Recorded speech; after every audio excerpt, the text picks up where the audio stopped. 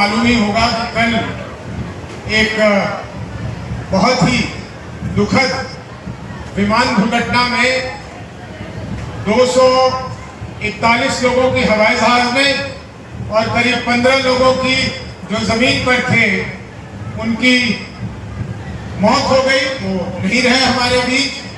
इसलिए मैं चाहूंगा कि उनके आत्मा की शांति के लिए हम अपनी अपनी जगह पर 1 मिनट के लिए खड़े होकर मौन व्रत रखें। आप देख रहे हैं जन से संवाद तक। सहरसा में 2 दिवसीय दौरे पर पहुंचे जन स्वराज पार्टी के राष्ट्रीय अध्यक्ष उदय सिंह का पार्टी कार्यकर्ताओं और स्थानीय लोगों ने भव्य स्वागत किया। राष्ट्रीय अध्यक्ष बनने के बाद यह उनका सहरसा का पहला दौरा था, जहां उनके आगमन को लेकर जिले में खासा उत्साह देखा गया। सहरसा के पूजा बैंकेट हॉल में आयोजित जनसभा में हजारों की भीड़ उमड़ी। सभा की शुरुआत अहमदाबाद विमान हादसे में मृत लोगों को 2 मिनट का मौन रख श्रद्धांजलि देने के साथ हुई।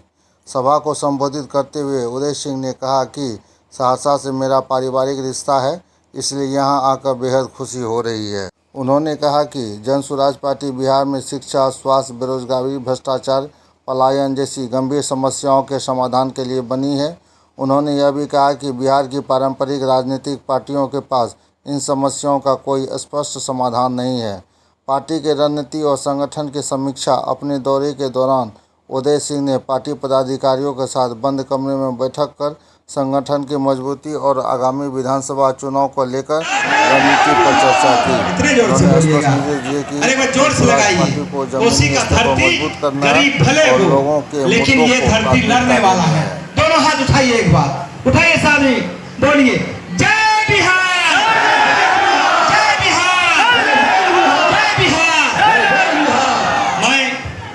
मैं पहली बार आप सहरसा शिरकत किए हैं, पहली बार, कैसा लग रहा है और क्या कहेंगे?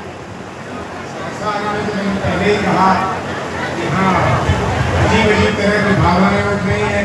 एक भावना उठ रहा है कि हाँ, मैं बड़े पार्टी के बड़े जिम्मेदार जगह पर हूँ तो मुझे वो जिम्मेदारी को निभाना है। लेकिन दूसरी भावना जो उठ रही है वो ये कि मैं घर आया हूँ, मेरा यहाँ लोगों से एक पारिवारिक रिश्ता है, जिससे बहुत ही अच्छा लग रहा है सहरसा जी।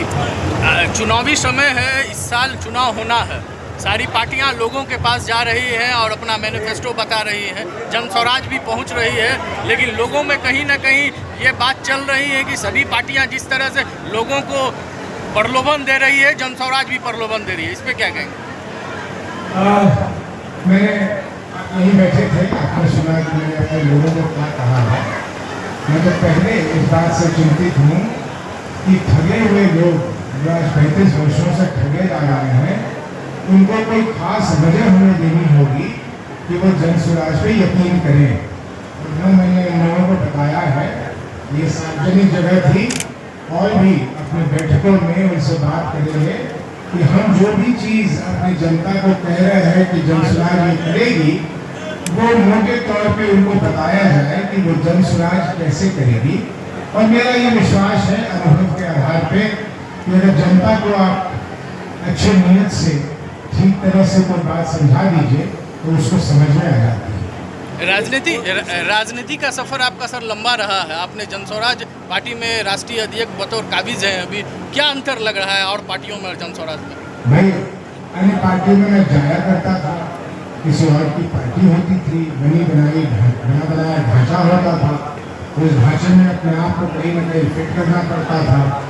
जन स्वराज जन्म से हम लोगों ने इसकी कल्पना की, इसको बढ़ाया, प्रशांत किशोर जी को देखा कि किस अद्भुत तरीके से एक व्यक्ति, एक अकेला व्यक्ति 2.5 साल अपनी हड्डी गलाकर बिहार के 5000 से ज़्यादा गाँव में पैदल घूमकर लोगों में जो उसने विश्वास पैदा किया, तो ये अनुभूति और अन्य दलों की अनुभूति में कोई तुलना ही नहीं है।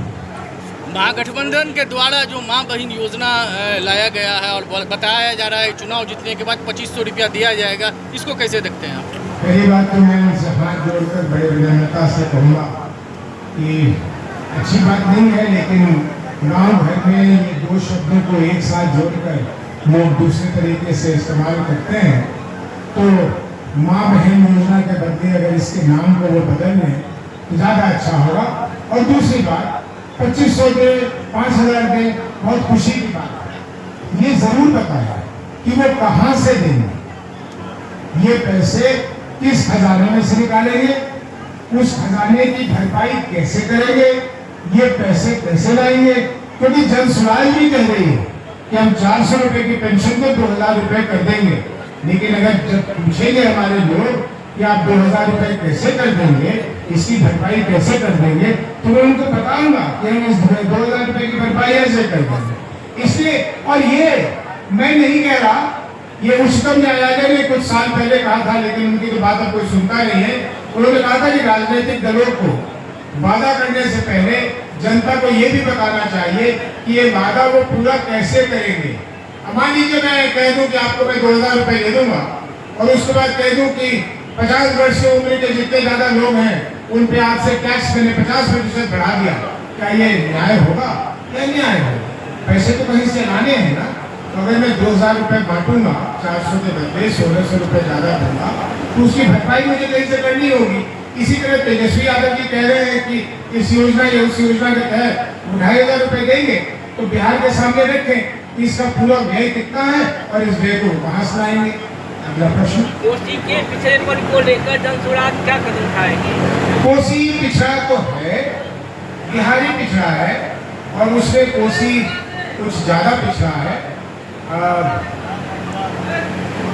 आपको जान के शायद हैरानी हो, जो पहला कोसी नदी को बांधने का काम हुआ था, वो सारा काम को मेरे स्वर्गीय पिताजी श्री टी.पी. सिंह जी ने किया था और वो मात्र 20 वर्ष के लिए वो डैम बनाया गया था, लेकिन वो 80-90 वर्ष तक वो डैम चल रहा है, क्योंकि उस जमाने का काम ऐसे होता था। इसलिए कोसी के क्षेत्र के बारे में मुझे विशेष रूप से मालूम है और कुछ व्यक्तिगत लगाव भी रहा है।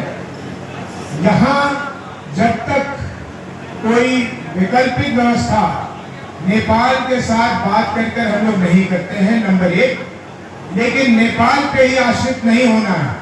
जो पानी हमारे पास आ जाता है, उस पानी को नियंत्रण से कैसे उसको कहाँ भेजना है, जब तक इसकी एक महत्वाकांक्षी योजना जमीन पे नहीं उतारी जाती, तब तक ये समस्या मेरे बोलने से या किसी के बोलने से नहीं पूरा होगा।